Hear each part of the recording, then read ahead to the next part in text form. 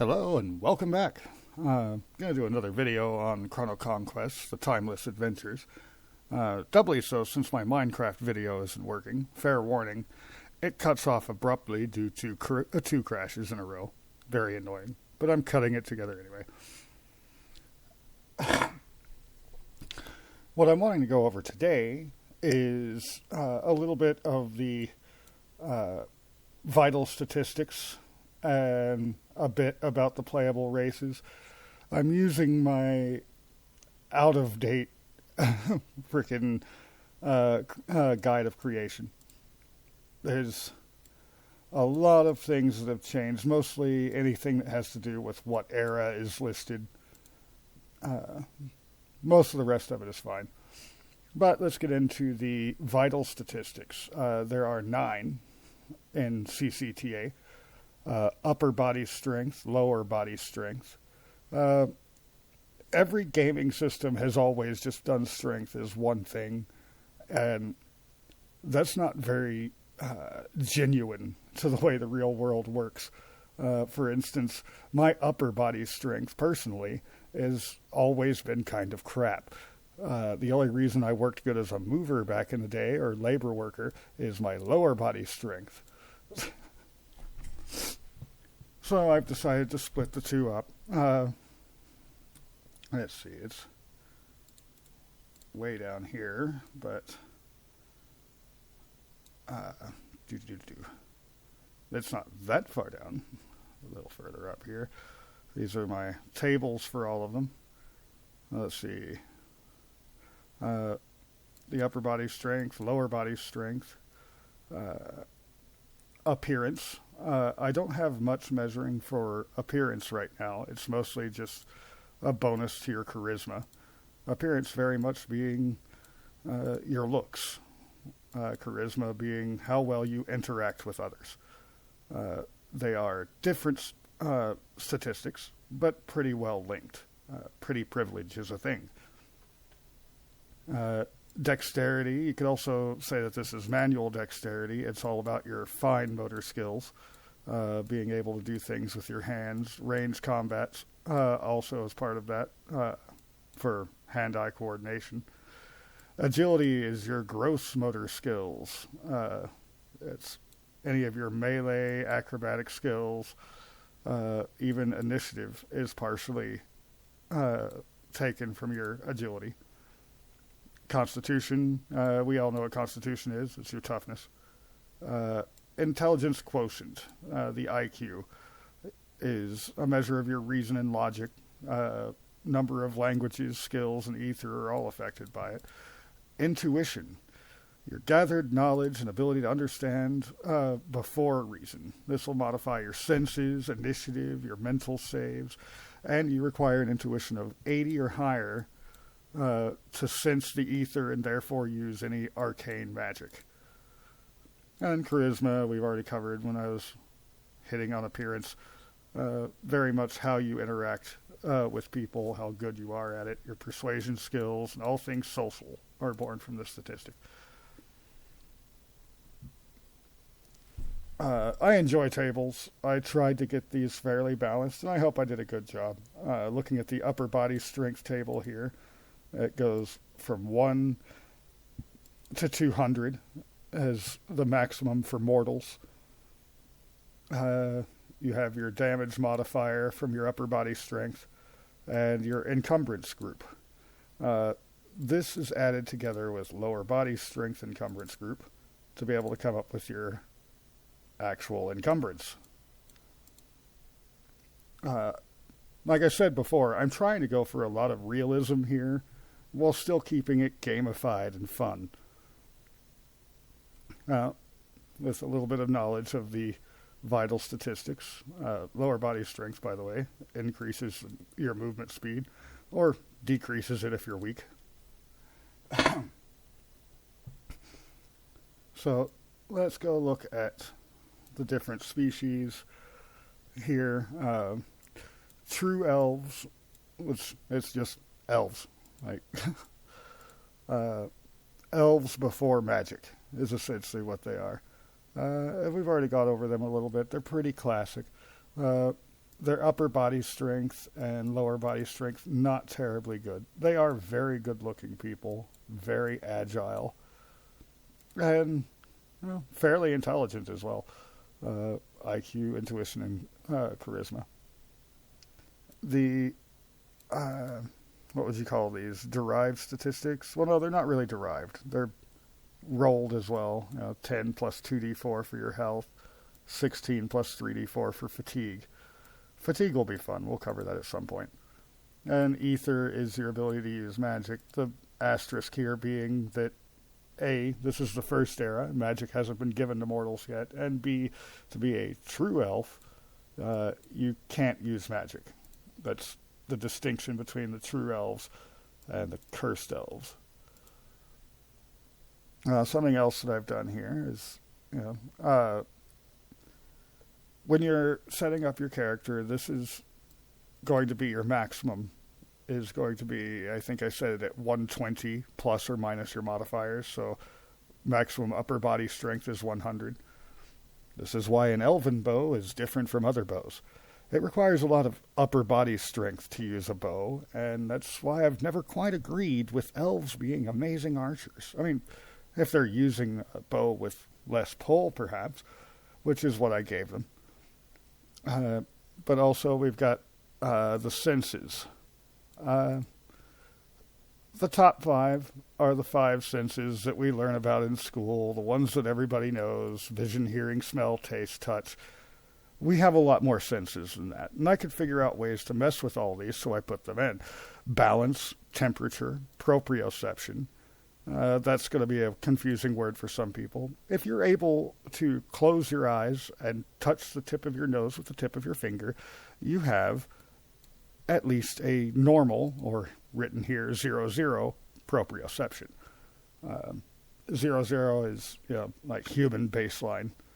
So the elven hearing at plus 60, well, those big ears are good for something. But anyway, pain is its own sense. Spatial awareness, which I just wrote in as spatial because I'm lazy. And one that I added in because of all the supernatural stuff that I'm adding into the game, descry, your ability to see the unseen, to see past the veil. Every species will get special abilities and disabilities, as well as you can get your own during character creation for your own individual elf or whatever you're playing. Saving throws: biological, cold, electrical, fire, chemical, radiation, mental, and sensory. Again, I think this covers everything rather thoroughly, and I can mess with all of these within the world, and that should be great.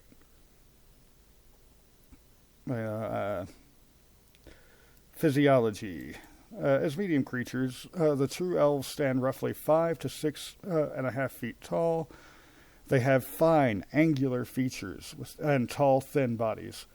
Their long, thin arms end in hands with 3 fingers and a thumb. And that's the common hand for anything that is the genus Talam, I guess you might say. Creatures that were created by the gods here on Talam. They all have 3 fingers and a thumb. Religion, they all follow the All-Father, their creator god, but they also pay homage to various children gods. All of the other gods are, they all come back to the All-Father.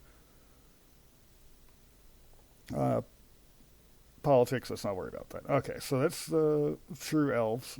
And again, we're only going after the first era species, so the cursed elves don't matter. The fairies. Okay, so fairies are not physically doing much of anything.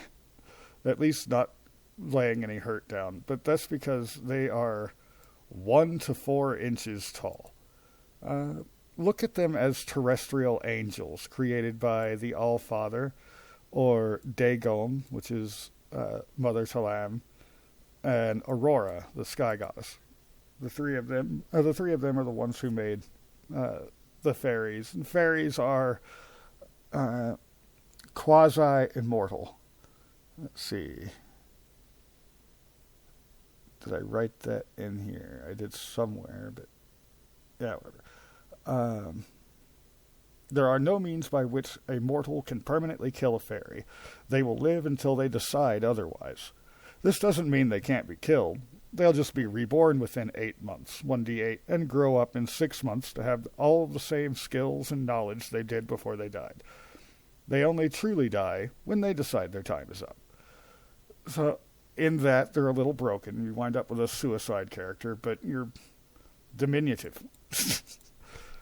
What are you going to do to people? Magic, that's what. Because they're not mortals, they're not in the same group as elves and such. They still have, they're born with magic. Telepathy, flight, divine flight specifically, no sleep. But depending on what god they follow, they wind up with different types of magic available to them. The pixies. Well, when Stritus, the god of mirth and misery, saw that the fairies were created, he's like, well, I can do that. And he made the tiny, so they're much larger. That's 4 inches to 1 foot tall, I do believe. They're a bit stronger. They can actually affect things. But they're also a fairly magical creature and a lot tougher than a fairy. A fairy gets 4 plus d4 health. They get 18 plus 4d4. Much, much tougher. But they also have a lot of issues. Divine fight, telepathy, no sleep, night vision, arcane lore, illusion, or cranial. Biological stealth, nimble fingers, very strong, tough, amazing senses. Their problems, though, minor temper, greed, prankster, and stubborn. The prankster is very much, if they're not pranking people, and it can be a harmless prank or a prank that winds up with someone dead, doesn't matter. If they're not pranking people, they're suffering as if they haven't done their heroin today. Like it's a major addiction for them. Because they were created to be practical jokers. They have to do it. Brownies, the protectors of the plants, created by the goddess of plants, Melee. They are also tiny, but they've got zeros here, which means they have 120 maximum strength. They can actually, despite being 4 inches to a foot tall, break your knee with a punch with no problem. And they're ridiculously tough. I like brownies, so they got kind of touched up. But these weren't actually created by me. I have the species creation at the end of the book. The pixies and the brownies were both created by my friend, Broken Legend. And I feel he did a really interesting job making them something different than what we see in tabletops. And I like that. Little carnivorous guys. Merfolk, because I've always had some interest in merfolk. And who doesn't, honestly? They're interesting things. I gave them an ability called Amphibian's Tail. That's very much they can come up onto the ground and shed their tail for a pair of legs.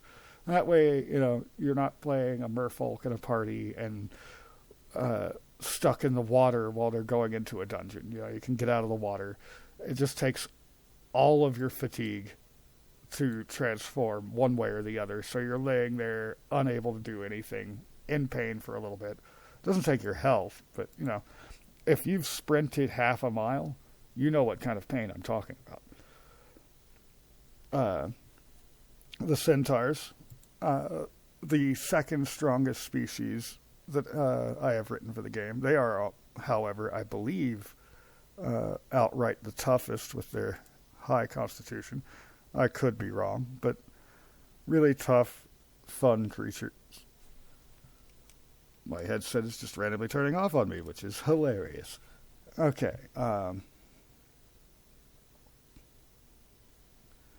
Physiology. These large creatures stand between 6 and 7 feet tall, but are usually around 20 to 30% longer than they are tall. They are a quadruped version of an elf, though their faces are longer and eyes are closer to the side of their head and further apart, giving them a nearly 200-degree visual field, but poor hand-eye coordination. Aside from being a quadruped, they do also have 2 arms. Again, very similar to the elves' arms, though thicker and stronger. Very much made for war. And let's see, anything interesting here? Yeah, extra limbs, extra vitals. They have a horse's heart and an elf's heart. They have horse's lungs and elf's lungs. They have a horse's stomach and an elf's stomach. So on and so forth. Making them really hard to bring down with a critical strike to their heart because they've got another one beating. Good luck. The dwarves. Essentially, I am going to have 3 types of dwarves in the world, but as it starts, they're all just dwarf. There are no different types. They haven't gotten different ideals amongst themselves just yet. But all dwarves follow Dagon, though nothing says they can't worship other gods. Short and stocky are all the dwarves, and able to grow beards. Their eyes are large and round, tucked very narrowly next to their noses. Hill dwarves prefer a close-cropped beard and love a good mustache. Mountain dwarves, like I said, this doesn't really so much matter. Most of them are probably like the hill dwarves to begin with. Close-cropped beard and a good love for a good mustache. Folk of the Earth is the special ability that I gave that encompasses all of their abilities, like being able to look at stone and understand where to strike it with their hand axe, which, again, this is the first era. The hand axe is literally a rock with a rounded end and a pointed end. So you hold the rounded end and you smack with the bladed end. And that's what they're using for their dwarvish stonemasonry to begin with. Still doing things far more than anybody else could do, and it's because of Folk of the Earth. They also have pretty decent night vision and an amazing sense of proprioception. Really goes along with that Folk of the Earth. They are, however, grounded, meaning they do not want to leave the ground. They don't like the water. They don't like anything that puts them in the air. None of that. They are very grounded people. Gnomes. I went a different direction with gnomes. Let's see here. Right there. Severed. Severed is a special ability I've put in that means that you are severed from the ether. You cannot use it, and it doesn't really affect you much. Because of that, gnomes in my world are not great illusionists and wizards. You can buy that off and have one that is, but mostly, no, they are the geniuses behind technological movement. In the first era, while everyone else is using basic stone tools, they're already starting to use multi-part composite tools and even dabbling a bit into copper. Like, they are much smarter than everyone else, with a potential IQ of 200. So yeah, I was wrong when I said 120 plus minus is your max. It's 130 plus minus, because I wanted them to be able to hit that 200 IQ. And there's not very much of anything that I've been trying to make sure that they can hit that 200. Except for the gnomes with their intelligence. There is another issue with the gnomes, though. They are tasty. Yeah. Make of that what you will. The orcs. Created in the Screaming Waste. See, even that's wrong. I've changed that to the Scorched Stone Desert. But orcs are huge creatures, literally. The shortest amongst them stands a full 8 foot 10 inches, the largest being a little over 12 feet tall. Their huge height is backed up by a weight of between 600 pounds and 1 ton. Their skin is of a brownish-green hue. Hair and eyes are black, red, or something in between. Their bodies are pure, rippling muscle, and massive arms end in hands with 2 fingers and a thumb. They are mammalian, with human-like amounts of hair on their body, and a fat but generally useless tail about 4 feet long. Females boast the same type of physique as males, though they tend toward an hourglass frame and being curvy.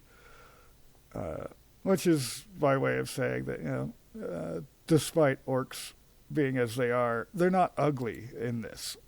They're more average looks. Wait, I went the wrong way. Yeah, they're more average looks for the orcs. But they also have things like very strong, which gives them ×2 on their upper body strength modifiers. So their damage bonus is much higher, as is their encumbrance volume bonus from their upper and lower body strengths. Let's see, skip those. The Reptarian. I have changed how these went. Originally I was doing wings from the shoulder blades. I think it makes more realistic sense and would probably even look better for the artists who start doing art for me, if I ever find any, to move that into wings at the arms. Think a feathered pterodon wing rather than basic bird wings off of the back like an angel. Like the Reptarians here, they are birds of prey. So if you're doing any kind of eagle, owl, falcon, then you're riding up a Reptarian. If you're doing some kind of songbird or seed eater, then you're doing a Priseri. And that's the biggest difference between the two. They are considered the same species. It's just different races within the species, if you will.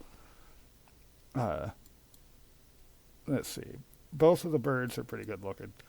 The Reptarians get +20 appearance, but the Priseri, well, +70, +20 charisma, and that high appearance will give them a higher charisma. They are very much the singers of the world. Like, when they come about is when music starts, the Priseri. And the Reptarians were mostly there to protect the smaller Priseri, which were actually the main thing that Lidri, goddess of protection, wanted to make. She wanted to add some beauty into the world. Both of the bird folk are using mundane flight. They both have hollow bones. They're both cold-blooded. And with the exception of certain breeds of Reptarian or Priseri, they're all nightblind. Humans aren't there yet. Neither the half-humans, the Ant Royal Guard aren't there. So yeah, that's all of the playable races for the first era.